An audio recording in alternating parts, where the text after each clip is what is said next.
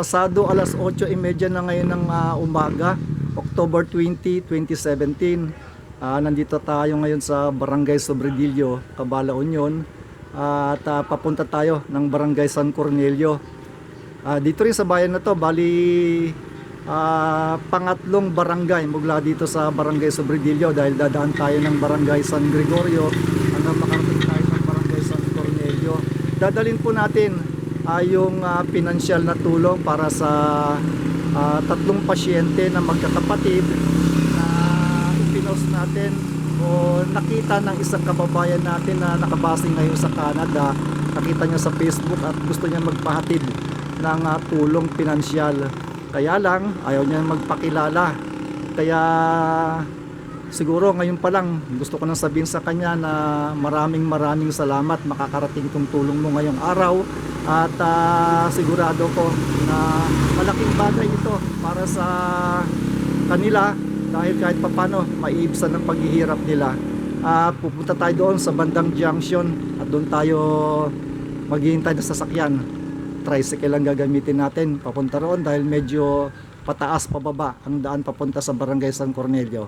Samahan po ninyo ako dahil sa pagtulong po natin ito ng Abante Ka Ba at ng kababayan natin na nasa Canada ngayon, at least makita rin ninyo kung ano ngayon ang itsura ng lugar na ito, dahil matagal na rin tayo hindi nakapag-post ng ganitong video.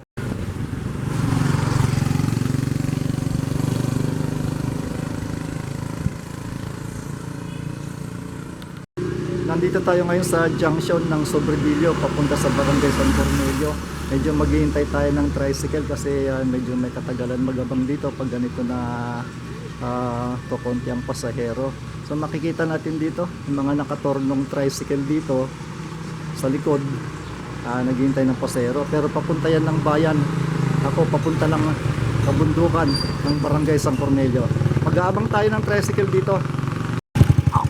Ayan, nakasakay na tayo ng tricycle papunta sa Barangay San Cornelio.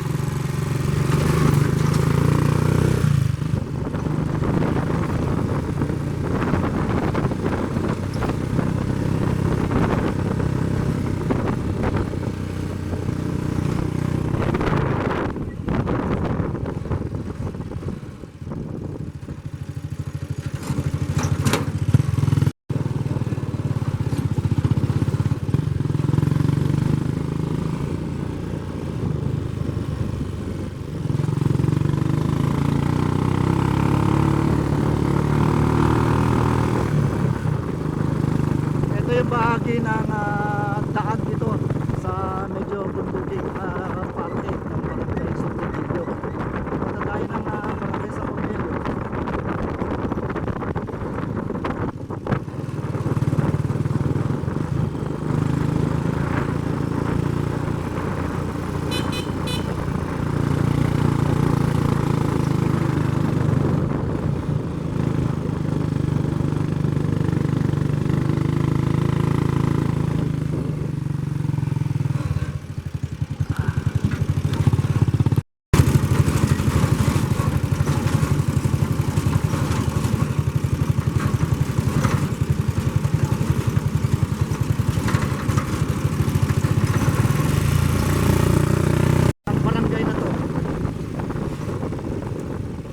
Ang San Gregorio National High School at ang San Gregorio Elementary School.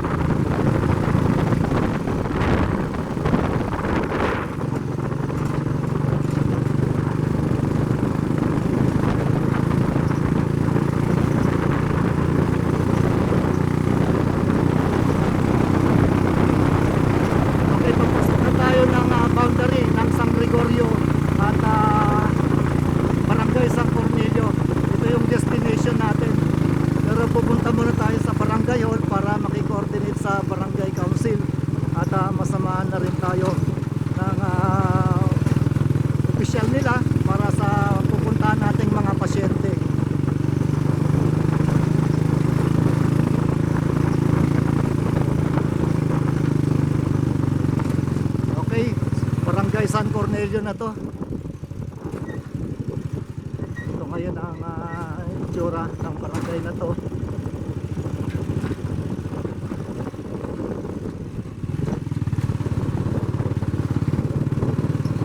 Medyo magalaw tong camera natin kasi nakasakay tayo ng tricycle, sumakay lang tayo para medyo makamura, wala kasing sariling sasakyan.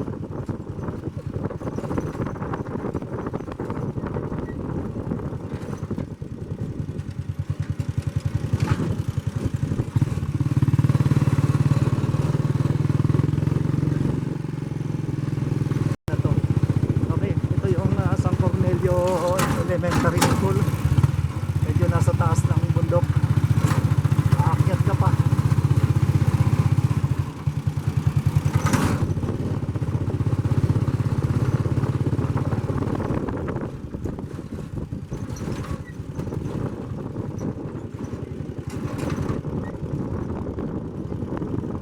Okay, hanggang dito na lang tayo sa dulo ng kalsada. Maglalakad tayo papunta sa Barangay Hall. Okay, andito na tayo dito sa tinatawag nilang pungto sa Ilocano o sa Tagalog dulo ng kalsada. Pero sa ngayon may mga extension ng kalsada rito para sa mga ibang lugar na gusto mong puntahan. Papunta tayo sa Barangay Hall para makikoordinate sa Barangay Council. At magpasama na rin dahil hindi natin alam kung saan tayo pupunta para marating natin yung tatlong pasyente. Dadaan tayo ng hanging bridge. Medyo matagal ko na rin na hindi nadaanan tong lugar na to. Ngayon na lang ulit.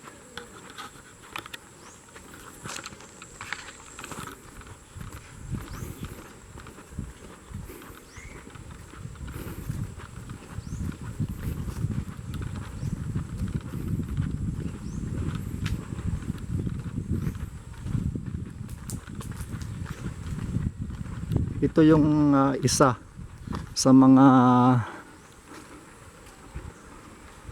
yan, lumang acacia tree, laki ng katawan.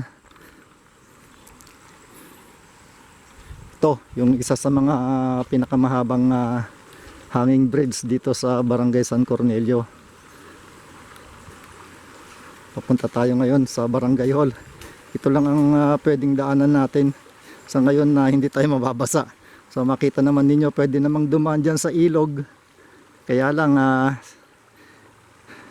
lulubog tayo dyan, medyo malalim ang tubig sa ngayon, kaya dito tayo sa hanging bridge.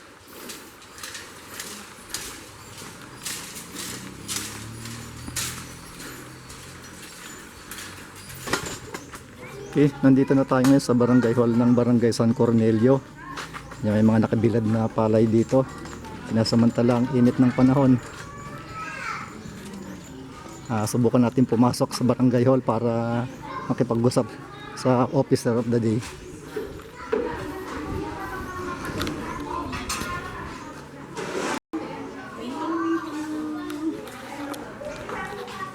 Ayan, babalik tayo para puntahan yung isang kagawad, si Kagawad Rolly Manondo, para magpasama tayo.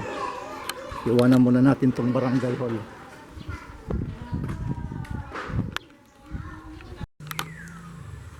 Mula dito sa Barangay Hall, babalik tayo. Kaya tayo ulit dito sa mismong hanging bridge na dinaanan natin kanina. Yan.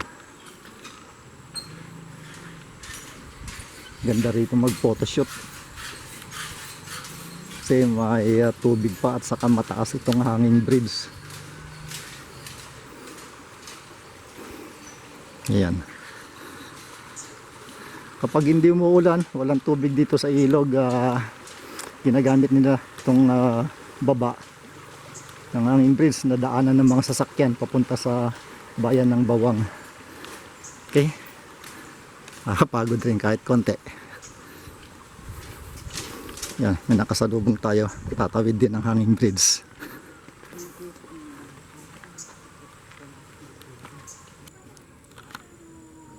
Dito tayo ngayon sa bahay ni Barangay Kagawad at wala yatang tao. Apo! Apo! Walang tao. Babalik na naman tayo ng barangay hall. Dadaan ulit tayo dito sa hanging bridge. Pero okay lang, di pa naman masyadong mainit. Ito naman daw ang pinakamasarap, yung pabalik-balik. Medyo wala pa yung mga barangay officials natin, kaya naabutan natin dito yung isang barangay police natin, barangay talad natin ng San Cornelio. At luckily, taga doon din siya sa Sitio Kanyugan na pupunta natin. Eto siya. Brand niya tinaga mo? Brando, sir. Brando. Asilo. Okay, kuyugan na kay ko Kanyugan, taydanon tajet basit nga tulong. Okay. Ito nagpapa-check up yata siya sa mga ano natin. Taga. Anak mo data? Ayun. Ayan. Hintayin natin, sasabay tayo sa kanya. Salamat. Nandito siya para masamaan tayo dun sa Sitio Kanyugan. Madala natin tong kaunting tulong pinansyal para sa magkakapatid. Medyo mahaba-habang lakaran to.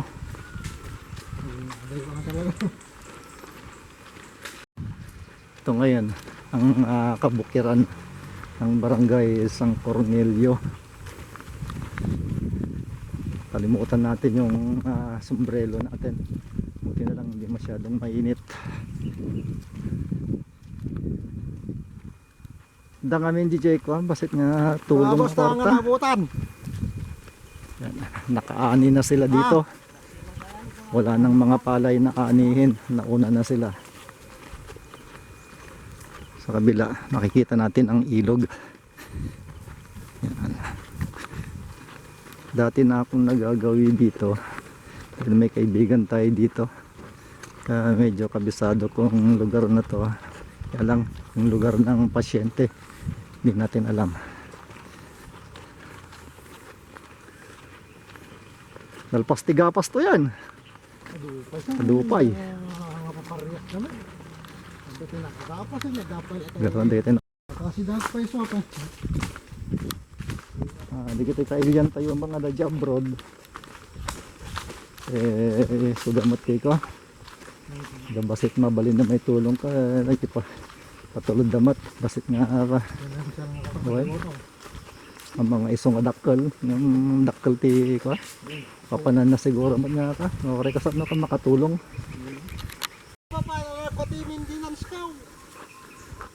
Ito. Medyo may nadaanan tayo dito. Hindi pa sila nakagapas. Ayan. Hindi pa pwede. Ito yung mga naitanim na nahuli. Pero majority nakagapas na sila dito.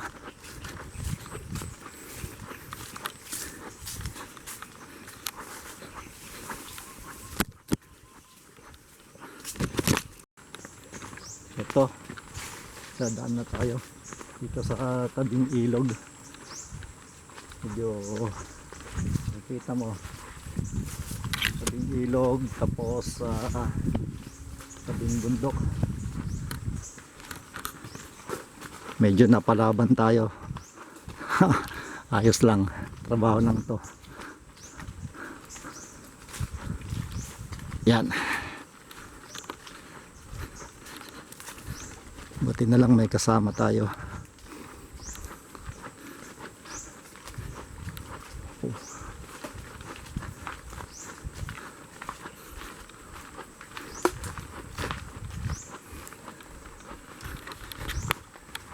Ayan, para makita naman ang mukha natin. Hirap nang walang cameraman. Ayan. Pakyat tayo ngayon.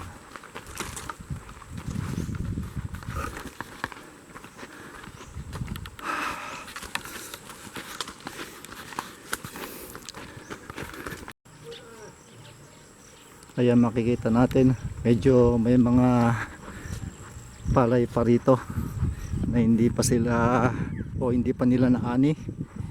Naghihintay na lang ng ilang araw to, pwede na.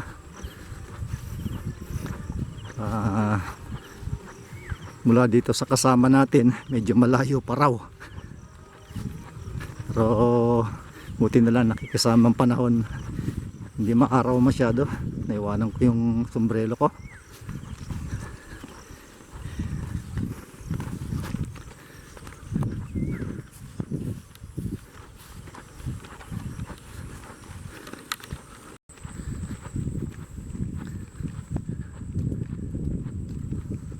Medyo malapit na rin tayo, konting lakaran na lang.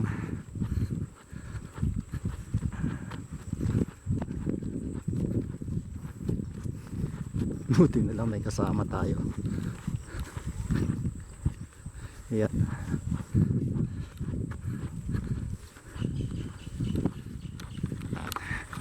Sama natin yung mukha para makita naman. Okay.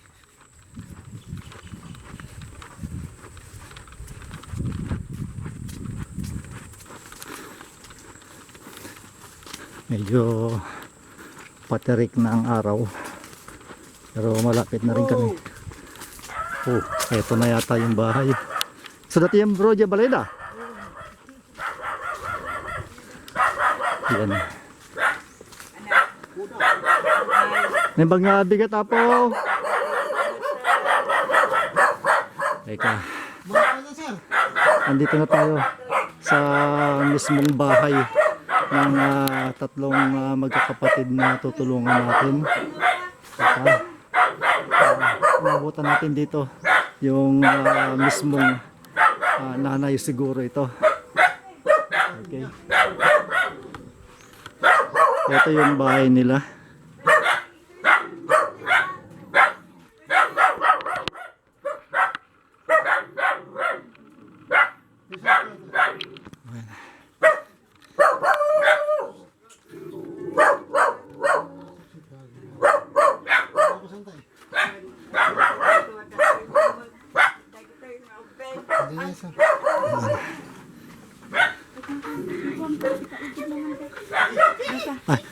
Nanang, siyak ni Manuel Castillones Jr. taga Sobradillo ak. Ket kwa. Da kayo tinalang daw no lula da. Antida. Ay antida kayo. Sa kuya Wen nanang. administrador kami datoy grupo ti ka ba nga abante ka ba? Ket adati may nga kailyan tayo nga adat jay Canada. Taga ka ba apo? Ket nakita na di Facebook dahil ito kakabsat. Kaya siguro nasa air materit na to kahit na mga danon ti basit nga pinansyal nga tulong. Imbagla ka no mga asaron dati naldaw no panggastos ti pagkasapulan da. Ket madina mo kahit ti agpa inagan uno agpa ibaga ti inagan na tano oreno kasta. Mabalin tayo na mga pagyamanan at syempre obligasyon tayo mo ti agyamang kadakwada tayo so dati na nakakita ka nakatulong kadakwada. Sir na ikuha kami dagito ka anak kamsak ko jay nanang dagamin sir. Yan na ganyan na. Lutri naman do sir. Lutri na. Bayaw ko na si Biro Junior ita. Wen. Katuga nga day di pasensya manung do. Ala kay gore ka na nga ta i-video kami ta ko masapol makita dan pwede ka nung makita dati ko i-umay ko dito Kita ti GMA. Okay data ni Brando na titimulang kanya tayo nga barangay tanod da dito thank you sir. One makamok tulatan ya. Okay. Ay, kumusta kayo? Ayun. Sino ti Geraldine kada kayo? Ay, sino ti Jennifer? Ay, Jennifer. Kenny Janet. Jennifer, Kenny Geraldine. Ni Steve nga eh. Ay, iso na diyan di Geraldine. Ay, okay. Alak adati may nga kailyan tayo, nga da Canada, adin ko. Ket nakita na kayo di Facebook. So nga dakta ta ditoy siya lati mangidalan. Ada yung patulod na nga basit nga kwarta. Ket dati ket usarin nyo kano. Imbag lang kuha na lang. Gas-gastusan damat niya. Ket Kakruna na unay ano, dati agas nga masapol da kasjay, mausarmat. Alakit ko, idanong ko kada kaya ya. Ako nga minti kadwak. At iabot po natin yung pinadala ng isang kababayan natin na nasa Canada ngayon. Okay? Kung sino ka man kabayan, maraming salamat. Ayaw mo namang ipaalam kung sino ka. Pero gayon pa man, eto na, iabot natin yung tulong pinansyal para sa magkakapatid na ito. Okay, sandali lang ha. Okay, si kani kuya, Janet? Wen, Janet, nanang dati kwartang ited ko, 3,000. 3,000 dati Nagkaputi may nga kailyan tayo dyan Canada. Iawat ko mismo kada kayo. Yan. Awatan data. Kata, inya nga ti dabasit nga makulam para ijay ng tading, tanong may dalon tamat. Okay. Okay. Sige, nakadanon datan tay pabuyak tuking ko na dati niya. Sige nga ko naganan. Oy, da kayo. Kumusta kayo ngayon dito eh? Sige nga Steve. Kumusta ka? Oo. Inutin nyo dati tanaw ko Nadagasto sa inyo. Yan. Da kayo ngayon na lang, dati may danon nyo nga ako Sao, para kati kailyan tayo. Salamat Sir Jay ko nangitag ti tulong ka dagito na kakaanak ata. Wamo ti magkakwa kanya dan inanang dalaeng awam mo tatangdan. Kala kanya awam mo ti lakay kon. Diya mo la anak ko nga kabalay ko ti mangbibiyag kanya ko na diya mo maka panagtrabahon nga kon. Dakla tu balayan. Kala, sige na lang, makadalon da ito king kuha na niya. Kay pabuyak to. Ala na lang. Sige na yan Thank you sir. Ading sige day, kami nako, may sakon nga subli. May sabot kag Nga bali ayos lang masarutak mo ti dalanan. Payan nasarakam jay pong tusar. Anang nanapana di barangay hall. Ay, Siyempre masapol mga koordinar ko dato. Tano kasta ka Puyogan Dakmoy. Patak lang kami nakadanon dito yung lugar yun.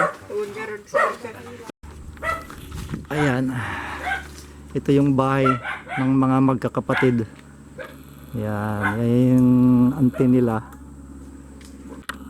At paalis na tayo dito sa lugar nila. Sana makabalik tayo uli dito para isang araw makapaghatid ulit tayo ng karagdagang tulong sa magkakapatid. Okay, pabalik na tayo ngayon sa pinanggalingan natin. Dadaan pa tayo ng barangay hall ng bayan, barangay na to. At pupuntahan natin yung isa pang kapatid na gusto rin magpatulong. Medyo nag-iisa na tayo ngayon. Wala na yung kasama nating si Brando, yung barangay tanod na tumulong sa atin para makarating dito. Yan. Hirap pala nag-iisa. Pero okay lang. Yan. Dala ako ng stick. Maraming aso dito.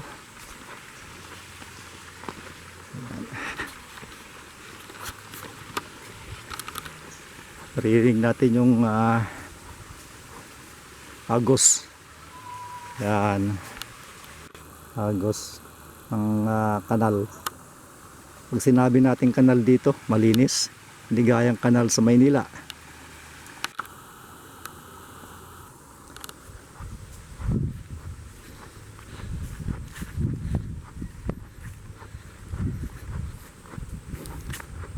Okay. Ito yung huling hanging bridge na dinaanan natin kanina. So, dito tayo dadaan. Hindi naman siguro tayo maliligaw.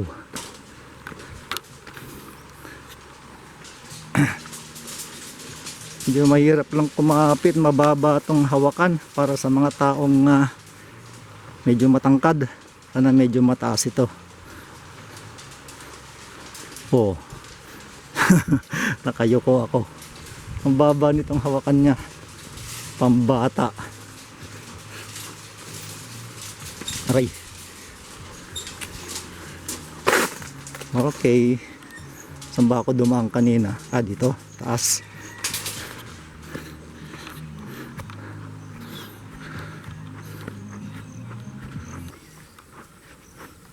May tatlong lalaki kabataan. Nabutan natin dito. Nag-aani ng palay.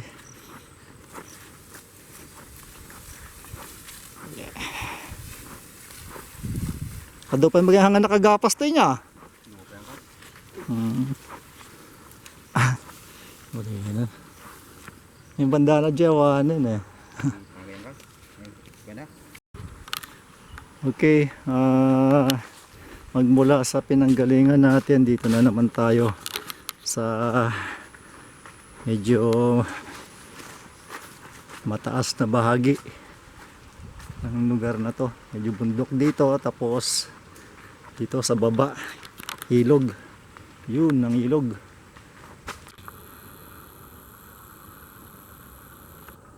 Walang ilog.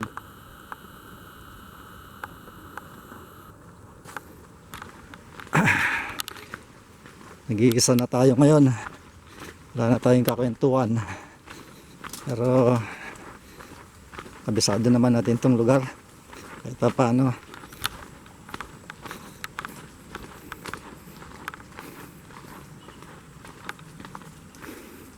Talagang gubat dito, gubat.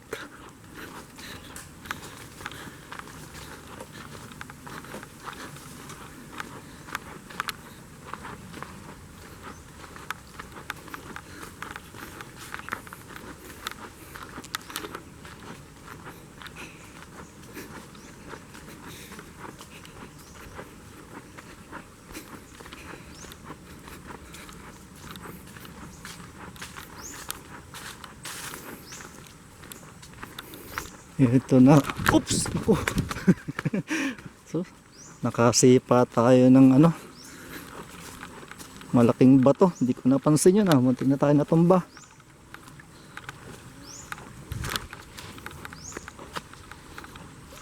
Maghuhugas mo tayo ang paa natin dito sa ilog. Buti na lang nagtsinelas tayo. Nagsapatos tayo. Yan. Ito yung dinaanan natin kanina. Tabing ilog.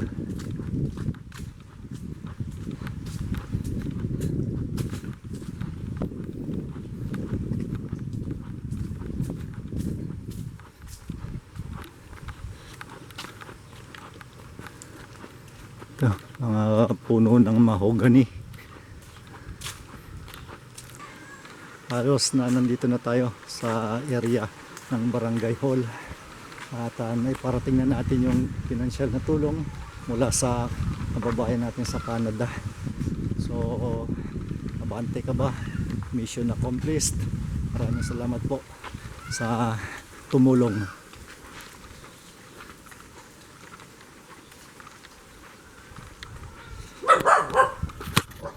Kaso